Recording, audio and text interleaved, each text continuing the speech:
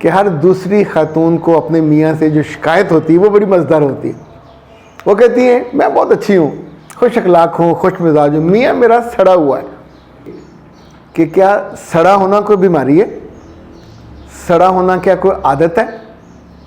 मुमकिन है सड़ा होना कोई कैफियत हो, पर यह भी वजह हो सकती है कि उस गरीब पे कुछ ऐसा बीत रहा हो जिससे बीवी वाकिफ ही ना हो। आज हम कुछ ऐसे टिप्स लेंगे कि अगर आपका वास्ता ऐसे लोगों से पड़ जाए जो सड़े हुए हों तो फिर उससे कैसे बचा जाए।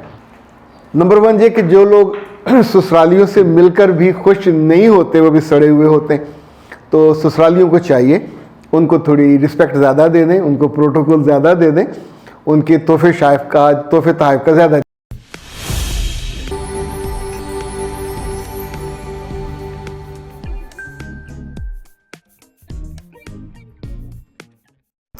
बिस्मिल्लाहिर्रहमानिर्रहीम। खातिन हज़रात, मैं हूँ अख्तर अब्बास और आप सबको मेरा सलाम पहुँचे। ख़वातीन का आम तौर पे ये ख्याल होता है कि वो खूबसूरत भी ज़्यादा होती हैं, साथ उनको गलतफहमी ये भी होती है कि वो खुश अखलाक भी ज़्यादा होती हैं। ये मैं इसलिए कह रहा हूँ कि हर दूसरी खातून को अपने मियाँ से जो शिकायत होती है वो बड़ी मज़ेदार होती है। वो कहती हैं मैं बहुत अच्छी हूँ, खुश अखलाक हूँ, खुश मिजाज हूँ, मियाँ मेरा सड़ा हुआ है और हमेशा सड़ा ही रहता है। अब आप सोचिए कि क्या सड़ा होना कोई बीमारी है? सड़ा होना क्या कोई आदत है? मुमकिन है सड़ा होना कोई कैफियत हो, पर यह भी वजह हो सकती है कि उस गरीब पे कुछ ऐसा बीत रहा हो जिससे बीवी वाकिफ ही ना हो। बाज़ मर्द हमने ऐसे देखे हैं सड़े हुए कि जिनकी जेब खाली हो तो उन्हें बहुत बुरा लगता है, तो ज़ाहिर है उस वक्त आता ऐसे करके स्केल लेंगे, किसी से, बच्चों से, अपनी बीवी से बात करने में उनका मन नहीं होगा कि जो ही बात करूँगा तो कुछ मांगेंगे। मर्द की जेब भरी हो, मर्द के अकाउंट में अच्छे पैसे हों, उस जैसा खुश अखलाक, खुश मिजाज ना बाप कोई हो सकता है, ना भाई हो सकता है, ना मियाँ हो सकता है। आप फरमाइश करके देखें, उसे पता कि मेरी जेब में पैसे हैं तो आपको बेहतरीन होटल भी ले जाएगा, शॉपिंग भी ले जाएगा। पर जब नहीं है तो फिर वो कुछ ऐसी इजहार करेगा जो आपको लगेगा सड़ा हुआ है। आज हम कुछ ऐसे टिप्स लेंगे कि अगर आपका वास्ता ऐसे लोगों से पड़ जाए जो सड़े हुए हों तो फिर उससे कैसे बचा जाए। अच्छा, वैसे मज़े की बात आपको बताऊं, जो हुक्मा हैं वो ये कहते हैं कि सदावियत पसंद लोग सड़े हुए होते हैं, यानी जिनके अंदर सदावियत ज़्यादा हो, या अगर आप इसे आसान ज़ुबान में कहें तो ये तज़ाबियत नहीं है, सदावियत इट्स मोर कॉम्प्रिहेंसिव। ज़रा ढूंढ लीजिए क्या होती है सदावियत। अगर किसी मर्द को शुगर है, उसका बीपी का मसला है, उसमें आयरन की कमी है, या ये जो उसे कहते हैं ना यूरिक एसिड वो बढ़ा हुआ है, तो भी वो सड़ा हुआ हो सकता है। ये वजह भी हो सकती है। अगर आप इस चैनल पे नए हैं तो इसको सब्सक्राइब कर लीजिए और बेल आइकन को प्रेस कीजिए ताकि हमारी नई आने वाली तमाम वीडियोस की नोटिफिकेशन आपको मिलते रहें और आप हमसे कनेक्ट रहें। अगर किसी की ज़िंदगी में मोहब्बत ही ना आई हो, उसे मोहब्बत की कदर नहीं होती।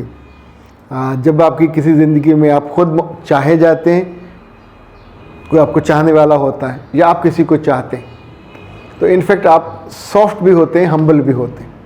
अच्छा, अब हम देते हैं कुछ टिप्स कि अगर आपका मियाँ सड़ा हुआ हो और इसी कैफियत में वो जीता हो, यानी जब आप आएँ, जब आपकी मुलाकात हो तो उसके माथे पे शिकने हों, तो इसका मतलब है शादी से पहले आपने वॉच नहीं किया। मंगनी के दिनों में आप ये जज नहीं कर पाए कि ये प्लेजेंट है, बैठ के खुश होता है, अपनी बात को शेयर करता है।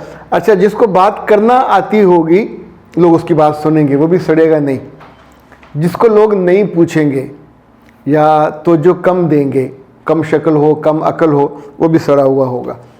इसी तौर पे जो लोग बहुत ज़्यादा अपने घर वालों को पॉजेसिव होते हैं और उसके खिलाफ कोई बात सुन नहीं सकते, वो भी सड़े हुए होते हैं। वो लोग जो आम तौर पे कच्चे कानों वाले होते हैं, ये भी सड़े हुए होते हैं। ये पहले ही जजमेंटल हो जाते हैं दूसरों के बारे में। जब भी हम ऐसे लोगों से डील करेंगे तो कुछ चीज़ें आप नोट कर लीजिए।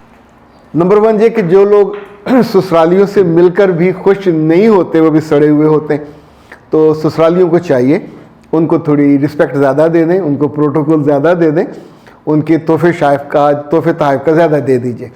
दूसरा, जब कभी आपके घर आए हों तो उनको अकेला मत छोड़ें। अकेला होने में वो सुड़ते रहते हैं, कुड़ते रहते हैं, और उन्हें उनसे पूछ पड़ताल करते रहें, दिलचस्प बातें उसके पढ़ाई के ज़माने की, उसकी शौक़, जहाँ वो काम कर रहा है उसके बारे में। अच्छा, दूसरा, सड़े हुए लोग जब उनसे पैसे मांगे जाते हैं तो भी वो आपका इजहार हो जाता है कि ये सड़े हुए हैं। तो बीवियाँ उनसे इकट्ठे पैसे ना मांगें, जैसे कहते हैं सेलेबल करके, थोड़े थोड़े करके मांगें, या पैसे मांगे ही ना। आप उन्हें लिस्ट दे दिया करें कि मुझे ये चीज़ ला दे। जब अल्लाह उनको देगा, फराखी देगा, तो ठीक हो जाएगा।